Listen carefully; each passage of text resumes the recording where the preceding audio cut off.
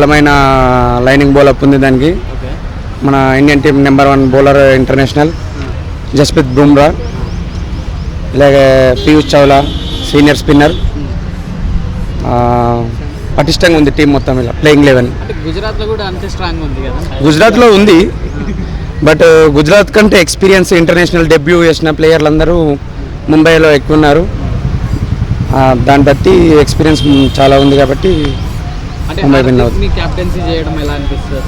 అందులో నేను రోహిత్ శర్మ ఫ్యానే. నాకైతే తప్పుగా ఏమి అనిపించలేదు, ఎందుకంటే ఫ్యూచర్ కోసం ముంబై ఇండియన్స్ మేనేజ్మెంట్ చూసింది. అది ట్రోల్స్ వచ్చాయి, బట్ మనం ట్రోల్స్ నమ్మితే అక్కడ మేనేజ్మెంట్ అందులో ఏముందో మనకు తెలియదు కదా. అది అంత పెద్ద రోహిత్ శర్మని సడన్గా తీసిరని మనం అనుకుంటున్నాం, వాళ్ళ మధ్యలో ఏం మాట్లాడుకున్నారో మనకు తెలియదు కదా.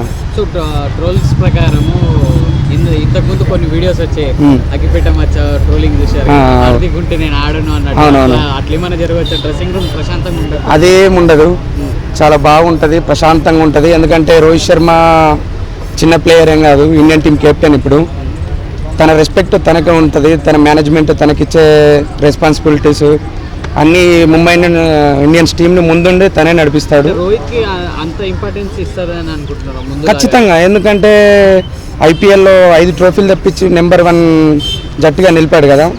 తన రెస్పాన్సిబిలిటీ తనకు వరల్డ్ కప్ ఓడిపోవడం వల్ల ఇండియా టీము మళ్ళీ ఇప్పుడు T20 వరల్డ్ కప్ ముందు ప్రిపరేషన్ కోసం అయి ఉండొచ్చు, స్ట్రెస్ లేకుండా ఫ్రీనెస్గా ఆడడానికి కోసం, అలా కూడా అనుకోవచ్చు కదా మనం.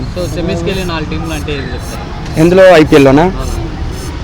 ఖచ్చితంగా హైదరాబాద్ ఒకటి, Mumbai Indians, Chennai super Kings, CSK Chennai super Kings. So మీరు చెప్పిన 4 టీంలో ఏ టీం విన్ అవుతుందని అనుకుంటున్నారు? నేను ముంబై ఫ్యాన్ కాబట్టి ముంబై ఇండియన్స్. Thank you.